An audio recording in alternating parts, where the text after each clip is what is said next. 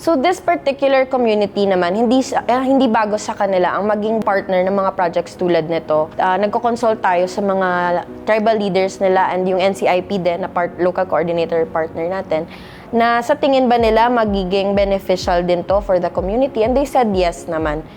Actually, for the IP cluster, mix sila na single and married. But we have observed na most of them, kahit below 25 years old, they have 3 or 4 kids already. So, based na din sa mga previous projects na ginawa sa community, na-identify naman ng leaders na baka okay din na ma-involve sila sa mga ganito for them to learn more about SRHR, mas lalo pang mapalalim yung knowledge nila about siguro family planning, etc.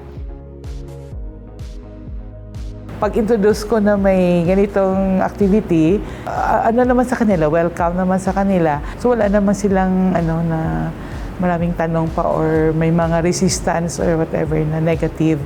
Yung age na 18 to 35 years old, initially parang single ata yung consideration, pero hindi namin yung number of participants na 24 na males and 24 na females, namin na pwede bang kung married. So consider naman yung married na mga participants. So yun na-reach na yung number of participants na required.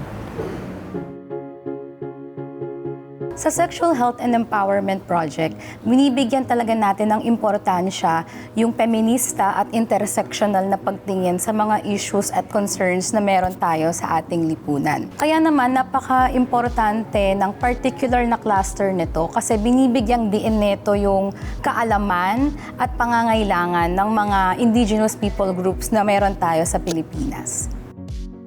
Itong cluster ng Arts-Based Research and Creative Workshop ay isa sa mga efforts natin sa pag-create ng very meaningful relationship with the IP communities where we create an effective learning environment for us and for them kasi tayo ay natututo mula sa various experiences, perspectives, and life stories nila, and then we also get to share some of our insights and concepts relating to gender and development or gender justice na meron tayo.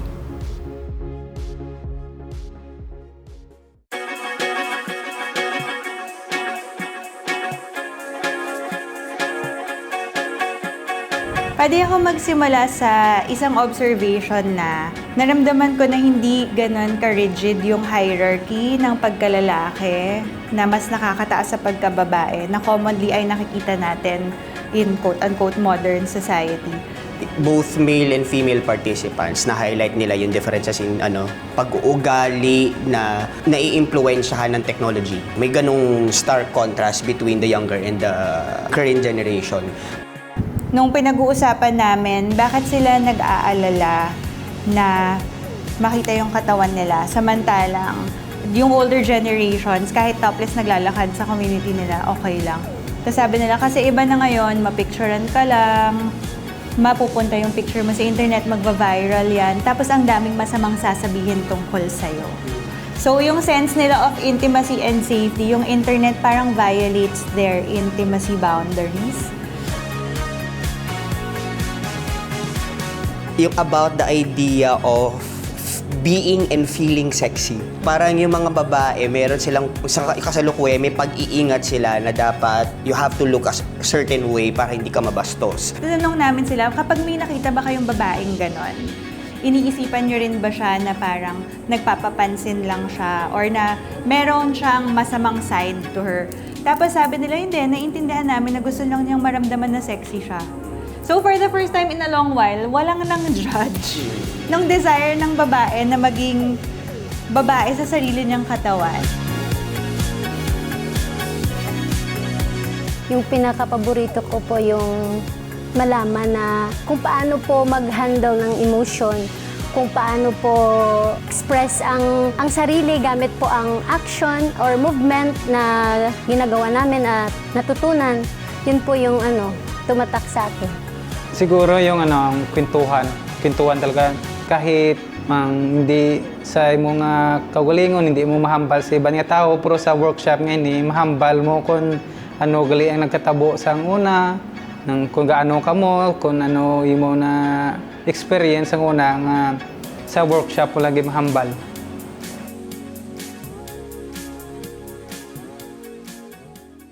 One of the main things that we noted is that as IEP, talagang very central ang lupa sa kanila. It's seen as a source of livelihood. In fact, a lot of them work sa lupa, nagsasaka sila sa sugarcane plantation. Actually, na-highlight din na this is a source of frustration because a lot of them kinailangan tumigil mag-aral or medyo paputol-putol ang pag-aaral dahil kapag kailangan ng tao sa bukid, ay kailangan nila magtrabaho doon. Doon mo makikita na minsan wala sila masyadong choice. Like, kunwari, susunod na lang sila sa kung anong sabihin ng magulang, kunwari. So, yung medyo nawawala yung bodily autonomy nila pagdating sa decision making.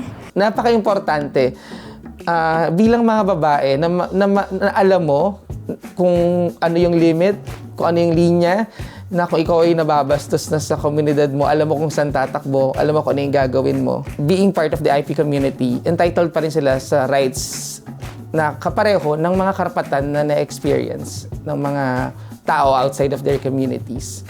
And we made sure na naintindihan din nila na hindi sila babae lang. Yung exciting yung part po, yung memory po, yung childhood po. Kasi doon mo po ma-express kahit sa drawing lang po, maipakita mo kung sino ka at ano ka. Malaya kang gawin kung anong gusto mo. Kung ano yung natutunan mo na galing dito, dapat mong ipatid sa iba na hindi pa alam kung ano yung importance ng mga topics na ginagawa niyo. Para ma-aware ang kung di ka kabalo mag-control sa inyong sex education nga mabata ka lang nga bata bisan pigado sa inyong pangabuhi. Ay plano ka kag kabalo ka kung ano himuon mo.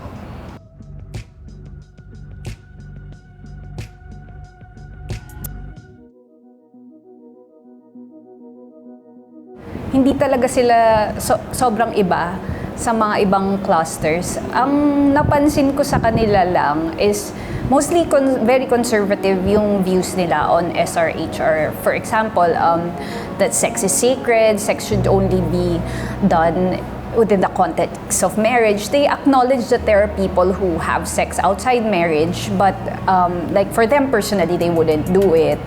May isang participant who said, parang hindi dapat husgahan yung mga taong ganun at hindi dapat i-reject siya porket hindi na siya virgin or something like that. Okay sa kanila ang contraceptives. Hindi na bago sa kanila yon. Nadidinig na nila sa eskwela, sa LGU. Alam nila kung saan bibili. Conservative din sila in terms of sex na dapat sa konteksto ng kasal o dapat magnobya. Kasi nga, Kristiyano na sila. Interesting po ang topic about sa gender, sa aking isip, baka marami akong matututunan dito about sa ganitong mga topic. At noon nang umumpisa na, masaya dahil maraming parang nagkukintuan lang ng mga real life experiences. Pagkatapos ng workshop, masaya at marami po akong natutunan. Yung pinaka-paborito kong bahagi is yung nag-open up kami sa isa't isa kasi may mga bagay na minsan hindi mo kayang saloobin lang.